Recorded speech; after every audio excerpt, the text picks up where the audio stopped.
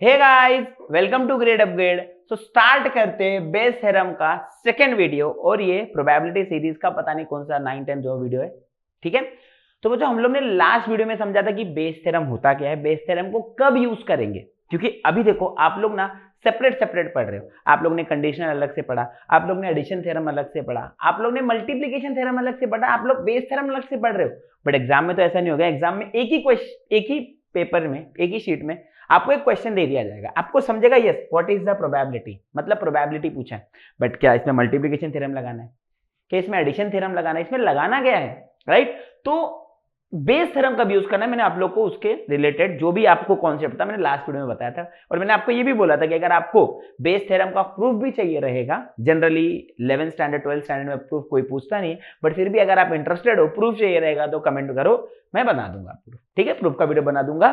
ठीक है, अभी इस वीडियो में हम लोग बेस थ्योरम के रिलेटेड 3 प्रॉब्लम को सॉल्व करेंगे। समझ में आ रहा है? ठीक है, मैंने डिफिकल्टी लेवल ध्यान में रख के ही किया, बट अगर आपके पास कोई सम रहेगा कि सर ये सम को भी एक्सप्लेन कर दो, आप कमेंट सेक्शन में डाल दो। एज एंड व्हेन जैसा मुझे टाइम मिलेगा आई विल एक्सप्लेन। तो बच्चों स्टार्ट करते हैं। So first we will read the question. ठीक है, तो क्वेश्चन क्या है, और हैंडराइटिंग थोड़ा सा बहुत ज्यादा ही अच्छा मैंने निकाला है। ठीक है, तो प्लीज थोड़ा समझ लेना। तो jar 1 contains 5 white and 7 black balls. jar 1 5 white and 7 black balls. jar 2 contains 3 white and 12 black balls. Second jar में 3 white और 12 black balls है। अब फेयर कॉइन इज फ्लिप्ड, एक फेयर कॉइन, बच्चों भी फेयर कॉइन अनबायस्ड कॉइन इसके लिए बोलते हैं कि 1/2 जो हेड की प्रोबेबिलिटी और 1/2 टेल की प्रोबेबिलिटी, मतलब हेड और टेल दोनों की प्रोबेबिलिटी क्या रहेगी, सेम रहेगी, इसलिए उसको फेयर कॉइन बोलते हैं या अनबायस्ड कॉइन बोलते हैं। ठीक है बच्चों, अभी यहां पे अगर मैं फेयर कॉइन की जगह कॉइन लिख दूं तो आप आर्ग्यू कर सकते हो कि सर कॉइन लिखा ना, coin can be bias, coin can be unbias, इसलिए यहां पे फेयर कॉइन स्पेसिफिकली स्पेसिफाई करते हैं हर एक क्वेश्चन में। ठीक है, या अनबायस्ड कॉइन बोलते हैं। अब fair coin is flipped if it is head, a ball मतलब single ball, a ball is drawn from jar 1, if it is tail, a ball is drawn from jar 2. Suppose that this experiment is done and a white ball is drawn. अब सुनो ध्यान से, अब हो क्या गया, हुआ ये है कि if it is head, a ball is drawn from jar 1. ठीक है, हेड आया तो जार 1 में से बॉल निकालेंगे। समझ में आ रहा है? बट आपको बोला है कि एक एक्सपेरिमेंट किया जिसमें हम लोग को ऑलरेडी व्हाइट बॉल मिला है, मतलब सर अपने को पोस्टीरियर प्रोबेबिलिटी पूछा है, क्योंकि पहले केस में हम लोग जार पहले सिलेक्ट कर रहे थे, बॉल बाद में। बट इस केस में अपने पास व्हाइट बॉल ऑलरेडी आ चुका है और हम लोग को क्या पूछा है, that this ball was in fact taken from jar 2, मतलब न्यूमरेटर में जार 2 आएगा, डिनोमिनेटर में जार 1 जार 2 दोनों आएगा। ठीक है बच्चों, तो अभी एक बार फिर से सर पहले हम लोग प्रायर प्रोबेबिलिटी लिखेंगे। तो प्रायर प्रोबेबिलिटी मतलब क्या, probability of selecting jar 1। But sir jar 1 किस पे डिपेंड करता है, इफ इट इज हेड, मतलब जार 1 और हेड दोनों की प्रोबेबिलिटी क्या होगी, 1/2। सर जार 2 सिलेक्ट करने की प्रोबेबिलिटी, मतलब प्रोबेबिलिटी ऑफ, ऊपर देखो बच्चों क्या लिखा है, a ball is drawn from, if it is tail a ball is drawn from jar 2, यहां पे देखो जार 2 लिखा है। ठीक है, जार 2 पॉज है बीच में, गलत मत सोचना। ठीक है बच्चों, suppose that this experiment is done and a white ball was drawn. अब व्हाइट बॉल, ध्यान से सुनो, white ball from jar 1। Sir black ball भी है, आप उसके बारे में क्यों नहीं सोच रहे हो। और एक और चीज हम लोग एक स्टेटमेंट भी लिखेंगे, let W be the event of drawing a white ball, ऐसा आप स्टेटमेंट भी लिख देना। ठीक है, let W be a event of drawing a white ball. ठीक है बच्चों, अब सर हम लोग सिर्फ व्हाइट बॉल के बारे में ही क्यों सोच रहे हैं, अब ब्लैक बॉल का भी लिख सकते हो। बट बच्चों सुनो ध्यान से, हमको ना यहां पे क्वेश्चन में सिर्फ व्हाइट पूछा है ना, इसलिए हम लोग सिर्फ व्हाइट के पर्सपेक्टिव से सोच रहे हैं। आप इसलिए व्हाइट का ही गिवन लिख रहे हो, आप लोग चाहो तो ब्लैक बॉल का भी गिवन लिख सकते हो, but it is not required here. So white given jar 1, कितना है व्हाइट गिवन जार 1। अब तुम लोग बोलोगे सर जार 1 में 5 + 7 12 बॉल्स हैं, और उसमें व्हाइट बॉल कितने हैं, 5/12। Sir probability of white given jar 2, sir jar 2 कहां है, jar 1 contain 5 white and 7 black ball, jar 2 contain 3 white and 12 black ball, 3 + 2 बच्चों टोटल बॉल 15 है। समझ में आ रहा है? और उसमें से व्हाइट आपको सेलेक्ट करना है, व्हाइट कितना है, 3। आप लोग चाहे तो 3C1/15C1 भी लिख सकते हो, दोनों सेम आएगा, बिकॉज 3C1 क्या होता है, 3 होता है। ठीक है बच्चों, तो अभी यहां पे ध्यान देना, पे अटेंशन। अब आपको क्या बोला है, suppose that is experiment is done, white ball was drawn, white ball was drawn. बच्चों सुनो, बॉल ऑलरेडी व्हाइट है, then what is the probability that it is from jar 2, jar 2 मतलब जार 2 मतलब बच्चों हम लोग को ना न्यूमरेटर में जार 2 को लिखना है और डिनोमिनेटर में jar 1 jar 2, but white ball के पर्सपेक्टिव से, ब्लैक बॉल को इंक्लूड करना है क्या, नहीं। तो sir probability of jar 2 into probability of white ball given jar 2 upon probability of jar 1 into probability of W given jar 1 plus probability of jar 2 into probability of W given jar 2।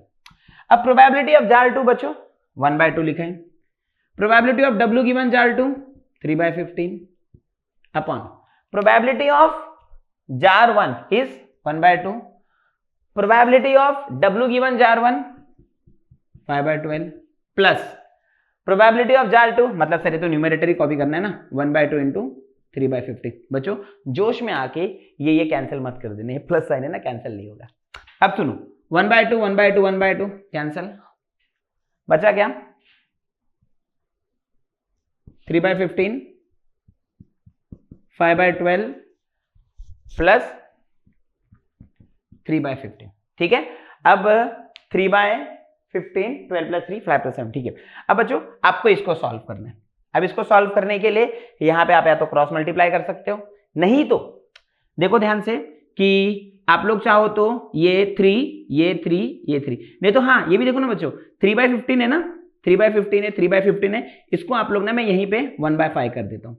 समझ में आ रहा है? अब थोड़ा सा calculation easy हो गया है, क्यों मालूम है? अगर आपके पास कैलकुलेटर है please use calculator, but state board में 11-12 को कैलकुलेटर अलाउड नहीं है, तो आपको कैसे करना मैंने बताया, 3/15 मतलब 1/5। अब बच्चों सुनो ध्यान से, अभी यहां पे 5 5 जा 25, 5 5 जा 25, 12 1 जा 12, तो ये आपका क्या हो जाएगा 3/15। बच्चों 5 5 जा 25, 12 1 जा 12, 25 + 12 कितना हो जाएगा 37, और ये कितना हो जाएगा आपका 12 5 जा 60। ठीक है, अब बच्चों इसकी इधर का कैलकुलेशन मैं यहां पे कर रहा हूं, यहां पे ध्यान से देखना। अब सर 25 + 12 37 लिख दिया, 15 1 जा 15 4 जा, क्योंकि डिनोमिनेटर का डिनोमिनेटर से कैंसिल कर सकते हैं, और ये डिनोमिनेटर का डिनोमिनेटर गोस टू न्यूमरेटर, तो ये 3 4 जा 12, तो आंसर कितना आ जाएगा 12/37 आपका प्रोबेबिलिटी है। कितना प्रोबेबिलिटी है आपका 12/37 कि आपका बॉल, ठीक है, जो व्हाइट ऑलरेडी है, इट इज फ्रॉम जार 2। ठीक है बच्चों, अभी स्टार्ट करते हैं सम नंबर 2। सेकेंड क्वेश्चन में क्या बोला है, देयर आर 3 बैग्स। पहली बात सम के साइज है, तुम लोग ये मत सोचो कि हाँ बड़ा क्वेश्चन है तो बेस थ्योरम का, नहीं फंस जाओगे। ठीक है, पहले क्वेश्चन को ना कभी भी पढ़ने का। There are 3 bags each containing 100 marbles, each containing 100 marbles, bag 1 has 75 red and 25 blue marble. Bag 1 में कितने 75 रेड और 25 ब्लू मार्बल है। Bag 2 has 60 red and 40 blue marble. Bag 2 में कितने हैं 60 रेड और 40 blue marble. Bag 3 has 45 red and 55 blue marble. Bag 3 में 45 red and 55 blue marble. Total देखो 100, 75 + 25 100, 60 40 100, 45 55 100। वही पहले लाइन में बोला है कि तीनों बैग में 100 मार्बल्स हैं। One of the bags is chosen at random and a marble is picked। तीनों में से एक बैग रैंडमली सिलेक्ट किया, मतलब या भी फर्स्ट या भी सेकेंड या तो third, and a marble is picked from the chosen bag, what is the probability that the chosen marble is red। हाँ, क्या बोला है कि पहले बैग सिलेक्ट किया, बैग में से क्या प्रोबेबिलिटी है कि मार्बल रेड रहेगा। बच्चों क्वेश्चन में ये नहीं बोला है कि बैग सिलेक्ट किया उसमें से रेड निकालने की प्रोबेबिलिटी ये है, तो अगर मुझे मार्बल रेड मिला तो क्या प्रोबेबिलिटी की है बैग 1 से। अगर ऐसा पोस्टीरियर पूछा रहता तो हम लोग बेस थ्योरम के पास जाते, यहां पे बेस थ्योरम के पास जाने की जरूरत नहीं है। यहां पे आपको सिर्फ प्रोबेबिलिटी ऑफ रेड मार्बल पूछा है, जो बिना बेस थ्योरम के भी मिल सकता है, which is simple multiplication theorem का। अगर आपको नॉलेज है तो वहां से आपको मिल जाएगा। ठीक है, तो ध्यान से देखना बच्चों, 3 बैग है, तीनों रैंडमली सिलेक्ट कर रहे हैं, तो तीनों का सिलेक्शन का प्रोबेबिलिटी सेम रहेगा, equally likely event. So probability of selecting bag 1, अगर आप लोग को नहीं दिख रहा है 1 मिनट रुक जाओ, 1/3, प्रोबेबिलिटी ऑफ बैग 2 भी 1/3 और प्रोबेबिलिटी ऑफ बैग 3 भी 1/3, तीनों बैग का सिलेक्शन का प्रोबेबिलिटी 1/3। अब आपको सिर्फ रेड मार्बल का प्रोबेबिलिटी पूछा है, मैं सिर्फ रेड मार्बल का ही लिखूंगा बच्चों। Conditional probability of red marble from bag 1, because पहले बैग 1 सेलेक्ट करेंगे ना, सो 75/100। Probability of red marble from bag 2, ठीक है, बैग 2 60/100, बिकॉज टोटल 100 है ना। Red marble from bag 3, sir bag 3 में कितने रेड मार्बल है, 45 रेड मार्बल, 45/100, ठीक है बच्चों। Now probability of red is equals to, sir आप बैग 1 सेलेक्ट करो, फिर उसमें से रेड सेलेक्ट करो, या फिर आप बैग 2 सेलेक्ट करो, उसमें से रेड सेलेक्ट करो, या फिर आप बैग 3 सेलेक्ट करो, उसमें से रेड सेलेक्ट करो, ठीक है बच्चों। तो अभी यहां पे तीनों केसेस लिख दिया आपने, ऑल पॉसिबल केसेस लिखा related to red marble. So bag 1 1/3 into 75/100 plus bag 2 1/3 into 60/100 plus bag 3 1/3 into 45/100। Now बच्चों पे अटेंशन, सबका 100 100 100 इंटू 3 इंटू 3 इंटू 3, तो क्या आ जाएगा आपका ये 300 आ जाएगा। फिर उसके बाद 75 प्लस 60 प्लस 45, 75 प्लस 60 प्लस 45 आप डायरेक्टली भी ऐड कर सकते हो, 5 plus 5 10, 7 plus 6 13 plus 4 17, 17 plus 18 180 upon 300। Calculator है अलाउड है तो करो, नहीं तो खुद से करो। ये 10 10 0 0, ठीक है। 18/30 क्या आएगा, 3 6 जा 3 10 जा, ठीक है। अब इसके बाद 3 2 जा 3 5 जा, तो आंसर कितना 3 के टेबल में नहीं जाएगा ये, 2 3 जा और 2 5 जा, सही कि नहीं। 3 कैसे जाएगा, 6 देख के 3 बोलिए, ठीक है। 2 3 जा 2 5 जा, तो बच्चों ये आपका आंसर है, ठीक है। 180/300 जिसको हम लोगों ने राउंड अप करके क्या निकाला 3/5। तो बच्चों इसी के साथ ये क्वेश्चन भी होता है। एक लास्ट सम हम लोग करेंगे बेस थ्योरम का, ठीक है, which is question number 3। Question number 3 थोड़ा सा बड़ा लग रहा है आपको देखने में, बट बहुत सिंपल है, ध्यान से देखना। The members of the consulting firm hire cars from 3 rental agencies, 3 agencies है रेंटल एजेंसी जो क्या कर दी है, कंसल्टिंग फर्म को कार रेंट करती है। 60% from agency X, 30% from agency Y and 10% of agency Z या जी। 60 प्लस 30 90, 90 प्लस 10 100, 100%, टोटल 100% हो गया। तो 60% from agency X, consulting firm 60% hire करती है अपनी कार एजेंसी एक्स से, 30% एजेंसी वाई से और 10% एजेंसी जेड से। अब बोला क्या है कि 9% of cars from agency X need repair, 9% of car जो एजेंसी एक्स है उनको रिपेयरिंग चाहिए। 20% of cars from agency Y need repairing, देखो एजेंसी वाई में 20% रिपेयरिंग चाहिए। 6% of the car from agency Z need repair, 6% है बच्चों, ठीक। अब आपको क्या बोला, if a renter car delivered to the consulting firm needs repair, what is the probability that it came from agency Y. मतलब क्या कि बोला है कि जो कंसल्टिंग फर्म है, देखो अभी यहां पे आपको तीनों car rental agency consulting firm कहां से रेंट करेगी उसका प्रोबेबिलिटी दिया है 30 60 30 10 रिस्पेक्टिवली। अब आपने अगर एजेंसी एक्स लिया उसमें से रिपेयरिंग 9%, कंसल्टेंसी वाई, ठीक है, मतलब सॉरी फर्म वाई उसमें से रिपेयरिंग 20%। अब यहां पे आपको पोस्टीरियर पूछा है, कैसे, ऐसे कि आपको बोला है कि रेंटल कार डिलीवर हो चुका है और उसको रिपेयरिंग चाहिए, मतलब रिपेयरिंग वाला इवेंट ऑलरेडी हो चुका है, मतलब उसको रिपेयरिंग चाहिए। So what is the probability that it came from agency Y, posterior पूछा है ना। सो बच्चों पे अटेंशन, गिवन लिखते हैं, गिवन बहुत सिंपल है, ठीक है, ध्यान से देखना। सो पहले मैं लिखता हूं आर को मैं रिपेयरिंग बोल देता हूं, let R be the event that car need repairing. So probability of selecting car from 3 rental agency X Y and G, तो x मतलब 30%, 30% मतलब 0.3, y आपको कितना बोला है, सॉरी 60% फ्रॉम एजेंसी एक्स ना, तो एक्स आपका 60% है, सॉरी माय बैड 0.6, ठीक है।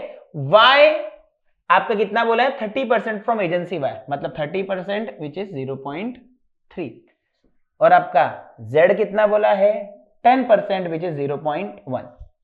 अब आपको क्या बोला है कि probability that repair is needed when car was selected from firm x, ये कितना है, 10% from agency Z, 9% of the car, 9% मतलब 0.09। रेंट रिपेयरिंग फ्रॉम Y हमने रीड किया था 20% विच इज 0.2। फिर रिपेयरिंग फ्रॉम कार Z, ये कितना है आपको बच्चों, 6% of the car, 6% which is 0.06। अब आपको पूछा क्या है, पूछा ये है कि कार को रिपेयरिंग चाहिए, मतलब सारी कार ऑलरेडी रिपेयरिंग वाला है, मतलब उसको रिपेयरिंग चाहिए भाई, मतलब रिपेयरिंग वाला इवेंट हो चुका है। What is the probability that it is from agency Y, agency Y, तो हम लोग न्यूमरेटर में सिर्फ वाई के बारे में लिखेंगे। सो प्रोबेबिलिटी ऑफ वाई, आप लोग वो लिखना, मैं सीधा वैल्यूज पुट कर रहा हूं, probability of Y which is 0.3 into 0.2, right, probability of y into repairing. अब डिनोमिनेटर में हम लोग सारी पॉसिबिलिटीज लिखेंगे, ठीक है, मतलब सर आप जो कार है अगर x से लोगे और रिपेयरिंग 0.09 प्लस y से लोगे, रिपेयरिंग 0.2, आप z से लोगे 0.1, रिपेयरिंग 0.06। एक बार फिर से 0.3 इंटू 0.2 तो सेम y का नीचे आ गया, और यहां पे 0.6 into 0.09 plus 0.3 into 0.2 plus z का है आपका 0.1 इंटू 0.06, 0.1 इंटू 0.06। तो बच्चों ध्यान से, तो आपका ये जो है इसको सॉल्व करके क्या आंसर आएगा मुझे बताना, कमेंट सेक्शन में प्लीज मेंशन करना, और अगर किसी का आंसर इनकरेक्ट रहेगा तो उसको मैं करेक्ट आंसर बता दूंगा, ठीक है। इसमें क्या है, आपको सिर्फ मल्टीप्लाई करना है, ठीक है, मल्टीप्लाई डिवाइड करना है। एक बार फिर से, कंसल्टिंग फर्म 3 एजेंसी से कार रेंट कर रही है, 30% from 60% from X, 30% from Y and 10% from Z, जिसकी probability 0.6, 0.3, 0.1 respectively. Repairing 9% of car from agency X को रिपेयरिंग चाहिए, 20% of car from agency Y को रिपेयरिंग चाहिए, 6% of the car from agency Z को repairing चाहिए।